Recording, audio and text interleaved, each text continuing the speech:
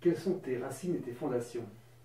Souche normande, de par mes parents, euh, élevée en région parisienne. J'y suis restée pendant 37 ans, avec des vacances en Normandie tout au long de mon enfance, mon adolescence. Donc voilà, le côté normand quand même assez présent.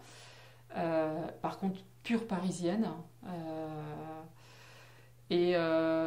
Avec le bon côté de la vie parisienne telle que je l'ai connue à l'époque, tout pendant, voilà, pendant mon enfance et mon adolescence. Et très contente aussi d'avoir quitté la région parisienne pour venir m'installer en province. J'aurais beaucoup de difficultés maintenant à revenir, à retourner en région parisienne pour y vivre, même si j'y travaille et que je me déplace régulièrement, mais je reviens régulièrement en province. Et enfin, j'y vis d'ailleurs, enfin, je vis en province. Donc voilà, pour l'aspect géographique. Ensuite, mes racines, nous étions 5 à la maison, donc j'ai un frère et une sœur, donc 3 enfants. Voilà. De nombreux frères et sœurs du côté de mon père et un petit peu moins du côté de ma mère. Donc grosse famille, mais finalement éclatée. Des demi-frères, des demi-sœurs, et puis chacun a vécu sa vie. Donc pas pas de vraie proximité avec des oncles et tantes ou des cousins où tout le monde est un petit peu éparpillé. Ensuite, des liens assez forts pendant mon enfance avec mon frère et ma sœur, assez forts ensuite aussi, et qui tendent à se distendre, je dirais maintenant, liés aussi au fait que je sois loin géographiquement, mais pas seulement. Je crois que chacun finalement, on est assez différents et chacun prend sa direction. Voilà. Donc voilà, mes racines et mes fondations. Ma mère m'a donné beaucoup de repères. Ouais, je dois beaucoup à ma mère qui est aussi une femme courageuse, qui a surmonté énormément d'épreuves et qui est toujours restée digne et qui, encore maintenant, est quelqu'un qui surmonte, et puis qui entoure, qui écoute, qui enveloppe. Voilà, et elle est importante pour moi parce qu'elle m'a donné une ligne de conduite, ainsi qu'à mon frère et à ma sœur, je crois. Parce que c'était pas facile à la maison avec mon père et ma mère a dû surmonter beaucoup et, euh, elle nous a oui vraiment communiqué, oui, transmis des valeurs. Euh, et ces fondations là, moi je les ai en moi et je les communique aussi à mes enfants. Euh, Ça se transmet, voilà. Et je sais que mon frère et ma sœur l'ont aussi, ont ces valeurs, ces fondations, et les transmettent également à leurs enfants. Et tout ça, ça crée une force. En fait, on a cette espèce de force psychologique, je crois, hein, puisque je pense que mon frère et ma sœur sont aussi comme ça, euh, comme ma mère. Enfin voilà, donc une ligne de conduite. Mais pas quelque chose de... comment dire on n'est pas en train de se dire là on est dans le droit chemin ou on ne l'est pas. Non, c'est simplement c'est quelque chose que l'on ressent, on fait en fonction du ressenti et de choses auxquelles on croit et voilà, ouais. Et de manière générale, qu'est-ce que t'ont appris tes parents? Hum, Alors, en ce qui concerne mon père, il m'a transmis des choses, c'est sûr, c'est sûr. Euh, je parle beaucoup de ma mère parce que déjà mon père est décédé depuis presque 20 ans. Euh, et que j'avais en plus de ça des relations conflictuelles avec lui. Donc il y avait finalement très peu d'échanges et de communication. Donc déjà, ça limite aussi beaucoup. Euh, et que lui-même avait une vie compliquée, donc dans ce qu'il a pu me transmettre, c'était quelqu'un qui pouvait être généreux, voilà, c'est-à-dire que la porte pouvait être ouverte vis-à-vis des membres de sa famille, enfin, on pouvait venir manger à la maison, Voilà, ça c'était tout le temps, nous, ces enfants, enfin, on venait manger à la maison, voilà, il y a vraiment eu cette culture familiale. Donc ça, mon père était généreux à ce niveau-là. Euh, c'est quelqu'un qui aimait l'histoire, qui s'intéressait à pas mal de sujets, donc il était intéressant, mais c'est dommage parce que c'est pas quelque chose que j'ai réussi à. Ce ne sont pas des échanges que j'ai réussi à avoir avec lui, vraiment. Euh, mais je pense que, bon, il a eu une vie difficile et puis il avait des soucis de santé, mais c'est quelqu'un qui avait aussi des valeurs aussi, malgré tout. Et même si on n'en a pas parlé, je les ressentais. Donc, et même si notre enfance n'a pas été facile à mon frère, ma soeur et moi, il était présent avec toutes ses failles, mais il était présent. Voilà, donc j'avais un père présent avec beaucoup de problématiques, mais il était présent. Quel enfant tu étais? Alors j'étais une enfant, ouais, je l'ai dit aussi, mais donc très timide, introvertie, sage, très sage. Alors ça c'est pendant ma petite enfance. Ça a changé ensuite. Euh, donc pendant ma petite enfance, ouais, j'étais vraiment timide, introvertie, sage. Euh, je dirais là pour mignonne dans le sens parce qu'on mignonne dans le sens mignonne dans ma façon d'être, je pense. Parce que ça aussi voilà, sympathique quoi, une petite fille gentille, sympathique, voilà. Ça c'est pendant ma petite enfance. Et ensuite pendant mon adolescence, là j'ai un autre aspect de ma personnalité qui a commencé à se mettre en place. J'aime rire, j'aime rigoler. Et, du coup, là, très vite, je me suis entourée de pas mal de copines, d'amis, de copines. Et qu'est-ce qu'on a pu rire. Et on faisait les 400 coups. J'ai fait de grosses bêtises. Mais je me suis vraiment, pendant mon adolescence, je me suis vraiment régalée. J'ai eu des périodes difficiles aussi, hein, où là, je ne me suis pas régalée du tout. Mais j'avais ce côté de rire, de beaucoup de choses, de faire des bêtises, quoi, des conneries, mais c'était drôle, c'était chouette ça. Et puis de transgresser aussi un peu. Moi qui étais justement si sage, petite, quelque part, je sortais un petit peu de ce. Bah de ce que j'étais, je sortais, je commençais à me libérer un petit peu et de prendre. Ma vie prenait voilà, une autre.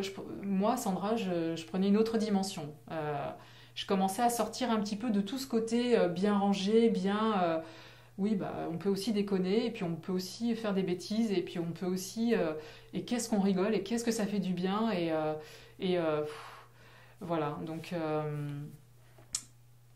Ouais, très sage pendant ma petite enfance et ensuite j'avais envie de m'amuser. Pendant mon adolescence, j'avais envie de m'amuser et je me suis bien amusée.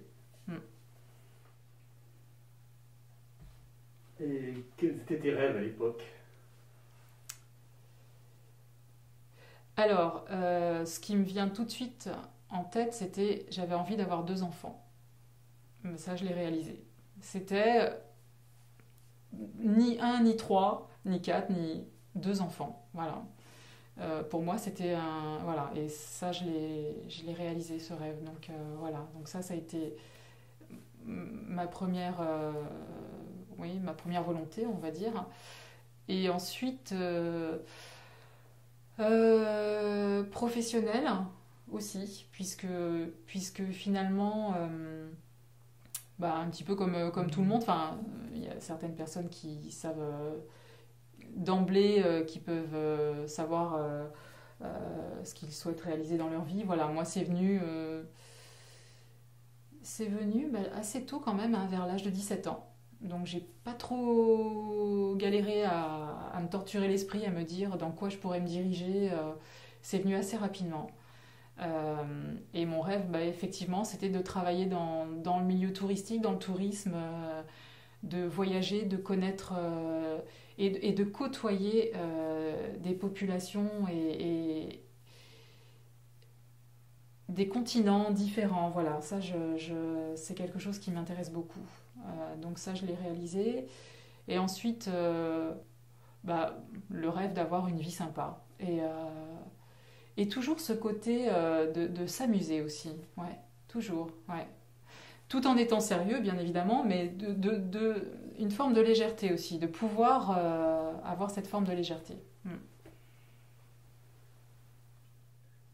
Et quels étaient tes rapports avec ta fratrie?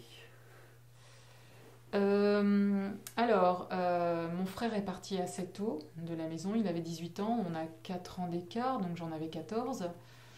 Euh, on a donc été assez soudés tous les trois, de par ce que l'on vivait.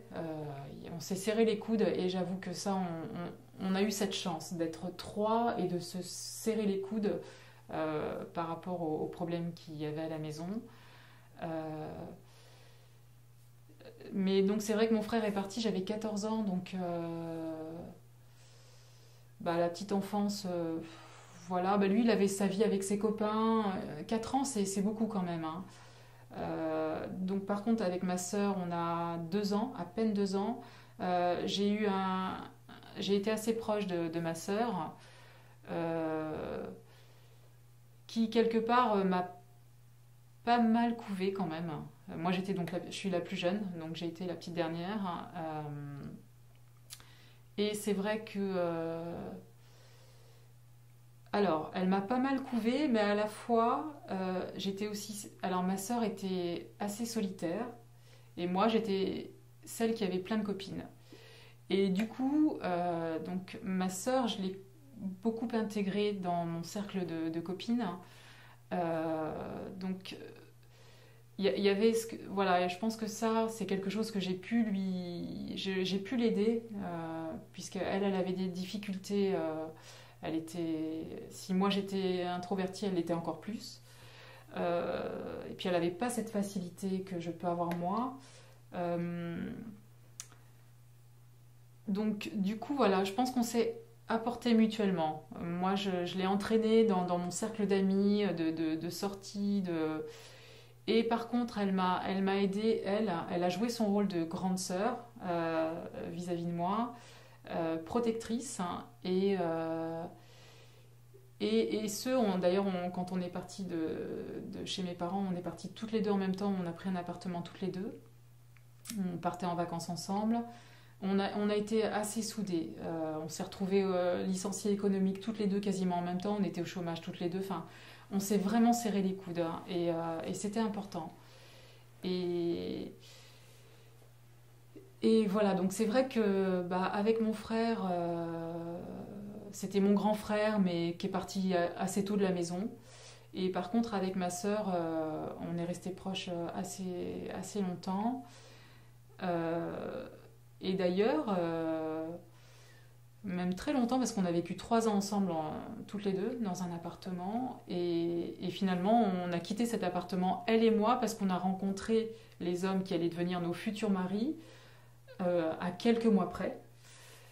Voilà, donc on a fait nos vies de femmes quasiment en même temps. Finalement, ça s'est très bien goupillé. On a pris un appartement chacune. Voilà. Et voilà, donc les relations que j'entretenais avec mon frère et ma sœur. Moi, j'étais la petite dernière. D'ailleurs, on m'appelait bébé. On m'appelait bébé souvent. Euh, ouais. Mon grand frère, c'était mon grand frère. Si on m'ennuyait à l'école ou quoi, c'est celui qui allait casser la gueule à celui qui m'embêtait à l'école. Parce qu'en plus, il était grand, enfin, il l'est toujours, hein. Voilà. Et ouais, assez protecteur, hein, les deux quand même. Assez, oui, oui, oui, oui. Durant ta scolarité, quel élève tu étais? Euh, alors voilà, donc toute petite, donc sérieuse, et ado, beaucoup moins sérieuse. Ouais. Il m'est arrivé d'être collée, de sécher les cours, de rien écouter, donc pour être de nouveau sérieuse ensuite, une fois que j'avais compris l'enjeu et l'importance d'étudier malgré tout, enfin voilà, si je voulais réussir à obtenir mon diplôme. Mais j'ai eu une période, le collège notamment, où je me suis bien amusée. Et je regrette pas, hein, parce que je me suis bien marrée. Donc, oui, voilà. Tu avais des facilités dans l'apprentissage? Pas particulièrement, mais pas trop de difficultés non plus, enfin, sauf en maths.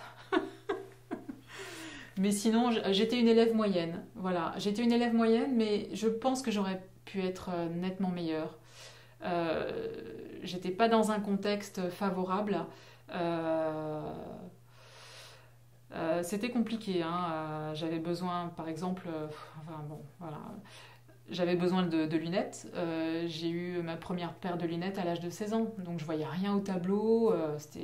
C'était pas facile. Il a fallu conjugué avec ce que je vivais à la maison, qui était pas simple, où je dormais pas très bien la nuit parfois, et j'arrivais donc fatiguée en classe, ou ce problème de vision, ou enfin voilà,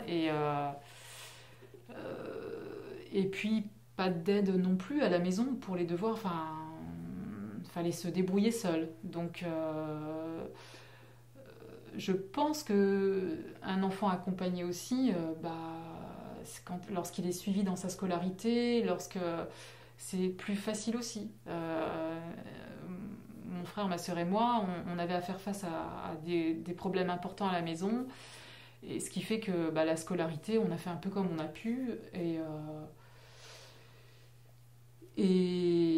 donc j'étais une élève moyenne. Je pense que ça aurait pu être beaucoup mieux si j'avais pas eu toutes ces difficultés à la maison.